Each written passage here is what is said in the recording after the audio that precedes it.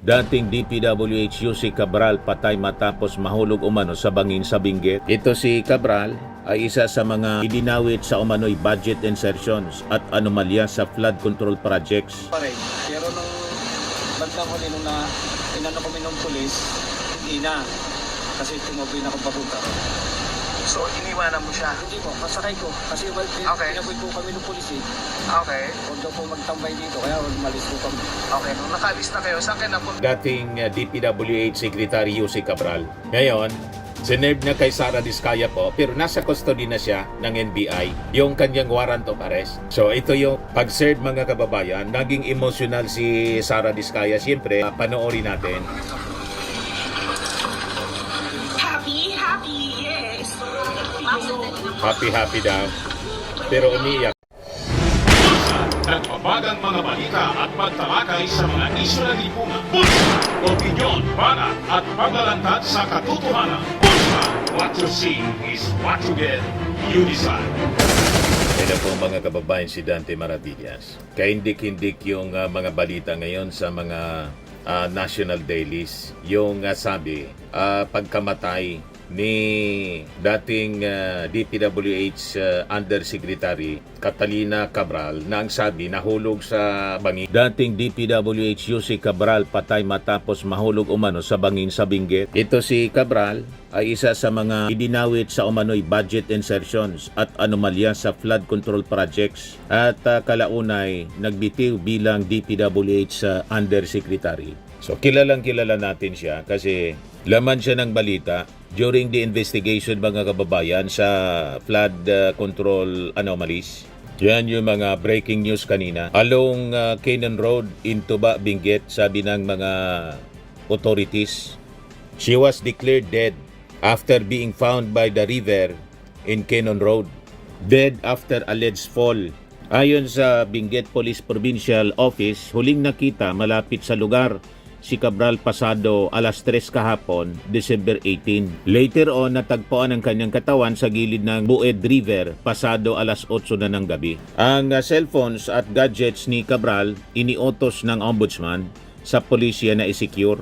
Kasi baka may mga kausap, baka may mga pagbabanta sa kanyang buhay, pwedeng nag-suicide siya, o baka may foul play. Hindi natin alam mga kababayan. Kasi kahapon pa lang at kagabi nangyari yung insidente. Ngayon, sa kwento ng driver, pinipigilan daw niya kasi lumabas sa sasakyan itong si Jose Cabral. O ito yung interview kay Cardo Hernandez, driver mga kababayan ni Cabral. Saan? Saan? Lapitan mo. Ito po. Dito po siya naupo. Diyan siya umupo? Diyan? Naupo daw dyan Tapos sa tabi ng kalsada, Ganun, parang dumidikit bangin sa ano. na baka sabi ko baka mahulog, maupmalas. Kaya sabi ko wag ka dyan ma'am, baka maupmalas ka. Eh, 3 beses po siya sinaway. Kaya lang, ganun pa rin. Pero nung bandang huli nung inano kami ng pulis, hindi na. Kasi tumabi na akong papunta ron. So, iniwanan mo siya? Hindi po, masakay ko. Kasi pinaboy po kami ng pulis eh. Okay. Huwag daw po magtambay dito, kaya umalis po kami. Okay, nung nakalis na kayo, saan kayo napunta? Dumiretso po kami ng doon na sa kumain doon sa malapit sa Iyon Hotel. Okay. Tapos pagkatapos kumain, doon na kami sa Iyon, nag-check-in na. Okay. Bandang mga 2:30, sabi niya, babata kami, papunta rito. Ayun, pinaba kasi dito ng 3 o'clock. Pagbaba, sinilip ko pa, nakaupo siya dito. Okay. Umalis ako, punta ako doon. Sabi ko, balikan mo na lang ako. Umupo muna pala una, tapos sinaway ng pulis, Pagbalik ko dito, bumalik pa rin. tumigil ako dito, sinilip ko po dyan eh, sumilip ako eh. Natatakot naman po ako, baka mahulog ako. Umalis ako, nagtanong ako doon ng may nakatambay na si Mano. Tinanong ko kung may ibang babae na Kaduda-duda itong kwento ng driver po, baka kasabwat. Sinilip ko uli. Pero wala po ako nakita sa bubang hindi ko po nakita. Ayun, batch bumalik na ulit ako ng hotel. Tatanungin ko sa hotel kung pumunta. Anong oras yun? Ano na po yun? Mga pasado alas 5 Kasi na. dapat yung cellphone nitong driver, Pagdating ko doon, Wala pa daw po. I-preserve po. Kaduda-dudang kwento. Sino yung turi papunta rito? Bakit yan iwan? Baka may kausap na iwan Nagtambay-tambay na para po. itulak sa bangin. Doon ako nagpunta na ako sa pulis para magpatulong kasi wala po akong flashlight para makita yung babae. Ayun na po, yung pagsilip dito galit namin, na-flashlight niya na lang doon yung tao dito sa babae. Di ba, mga kababayan? Kaduda-duda yung kwento ng driver na si Carlo Hernandez. Kasi sa kanyang kwento, mga kababayan, una na pala naupo-upo doon. Ang tanong, bakit naupo-upo doon? Pagkatapos, sinaway ng polis, bumalik sila sa hotel. Pagbalik sa hotel, bumalik uli doon sa bangin. Mga kababayan, at naupo-upo doon, pinasaway niya daw tapos iniwan niya. Ang tanong, bakit iniwan? Mga kababayan, so yun ang mga kaduda-duda, mga kababayan na kwento. So tama yung utos ng ombudsman, i-preserve, i-secure yung cellphone una nitong si Jose Catalina Cabral. Baka may mga kausap. Kung sino yung kausap sa telepono, importanteng ma-identify. Kung anong pinag-uusapan, baka may mga threat sa kanya kasi ang daming alam nito, mga kababayan. Siya yung nagbulgar kung paano gamitin yung mga insertions at kung sino yung mga nasa likod ng mga insertions na mga senador at congressmen at yung mga sangkot na opisyal, mga kababayan ng ating gobyerno. At itong driver, kailangang i-preserve din yung kanyang cellphone. Baka may mga kausap din na kung sinong tao para dalhin itong si Jose Cabral doon sa bangin, mga kababayan. Di natin alam kung doon sa area yun ng Cannon Road kung may CCTV camera para ma-check kung ano yung nangyari talaga. Kung itinulak siya, ay nagtulak sa kanya o nagpakamatay, nahulog na lang doon. Kasi siyempre, ang dami niyang problema. Patong-patong na problema dahil dito po sa pagkasangkot niya sa multi-billion flood control anomalies na inexpose ng ating Pangulong Bongbong Marcos. So, pwede rin, halimbawa, sabwat yung driver kasi kaduda-duda po yung kanyang statement, ipinain doon. And somebody could be may nagtulak. Pwedeng ganon. Or siya mismo yung napakamatay dahil sa patong-patong na problema ang kanyang kinakaharap. So ito yung mga theories lang natin, mga kababayan. Kasi nga, sabi nga sa kasabihan, mga kababayan, as quoted by Captain Salazar ng Pirates of the Caribbean, dead men tell no tales.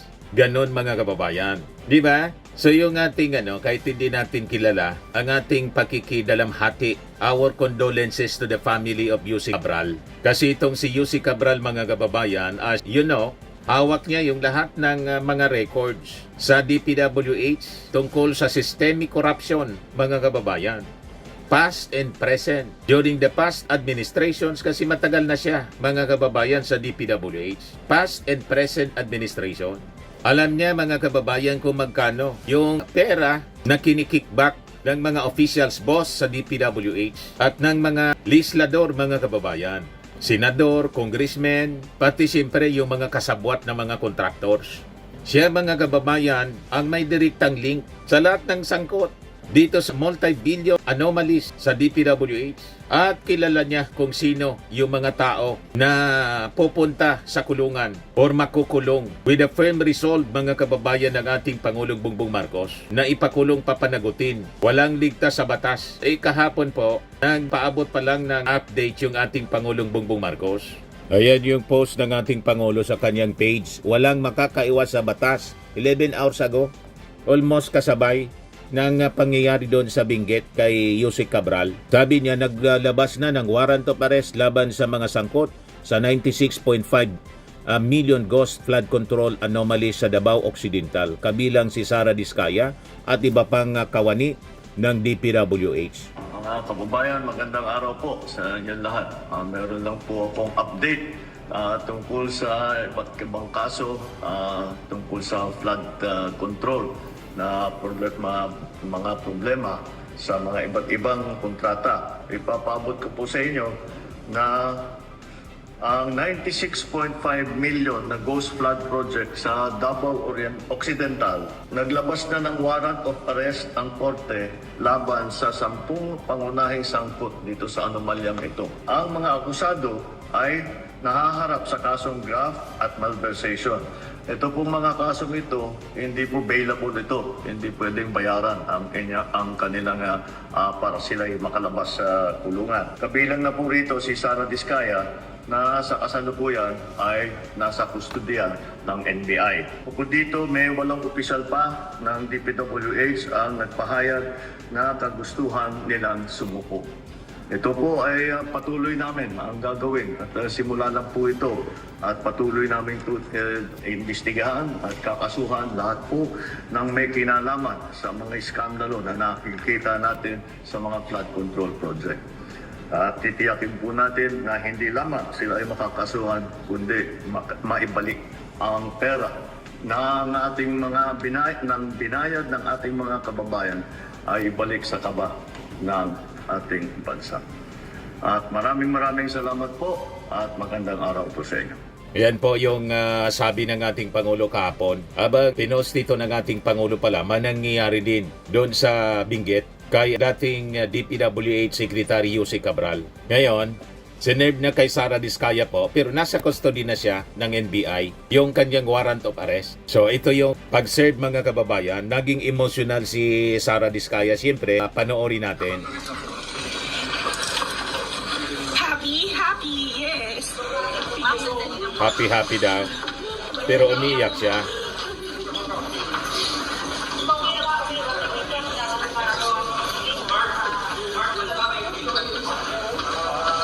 Try another way. Try another way lang. So yan yung pag-serve mga kababayan ng NBI kay Sara Diskaya ng kanyang warrant of arrest. O ito yung lugar kung saan sabi, diyan mga kababayan, nahulog, bangin siya sa kwento ng driver ni Yusek Cabral na si Carlo Hernandez. Yan yung driver niya, si Carlo Hernandez. Itinuturo sa mga pulis kung saan naupo si Yusek Cabral. Diyan niya naupo at sinasaway daw niya. So, kaduda-duda ang mga pangyayaring ito mga kababayan. Pangilan na ba ito si Yusek Cabral sa namamatay? Dito sa amin may namatay din na engineer, district engineer po. Mga 2 months ago yata, sa Sorsogon po. Yun ang sabi na nagbaril sa sarili. Ito yung report ng News 5, November 13. Last month pala. DPWH confirms death of Sorsogon engineer. Kinumpirma ng DPWH ang pagkamatay ng Bids and Awards Committee Chairman ng DPWH Sorsogon First District Engineering Office na si Engineer Larry Reyes. Pero nilinaw ng DPWH na wala umanong kinalaman sa mga kinakaharap nilang issue ang pagkasawi ni Reyes. Yan yung official statement. Pero makaduda pa rin mga kababayan kasi di ba yung Sorsogon kasama doon sa iniimbestigahan yung mga projects na kinasangkutan ng kontraktor na naging donor ni Chis Escudero sa kampanya na isa sa mga top 15 contractors din na nabanggit ng ating Pangulong Bongbong Marcos sa flood control.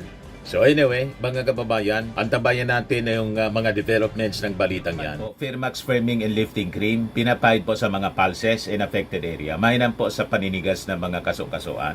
Ito naman po, Automax Radiant Serum. Sa mukha naman yung application, anti-aging po siya. You will look 10 years younger than your age. Sa mga cancer patients naman po, baka lang gusto ninyo itong itry. Naing siya Red Mix Fruit Drink. Hindi mo po siya gamot, food supplement siya. Kaya lang, gawa siya mga kababayan sa goji berry. Yung goji berry, may anti-cancer properties. O ngayon, yung mga inquiries ninyo, dumiritso na lang kayo sa aming messenger sa Facebook para masagot namin agad. Ayos pa? Ayos na ayos niya, Mr. Maravilla. Sa mga nagana po ng malinis and spacious fitness gym, pumunta lang po kayo sa aming Colossal Fitness Gym. May Grab car rental din po kami. But anyway, ito po pala yung aming bagong product na binibenta online. I am worldwide amazing pure organic barley powdered drink mix from Australia. Negosyo to ng aking anak na architect entrepreneur Riz Maravillas. Ayan po. Kontakin na lang po ninyo siya, Riz Maravillas on Facebook.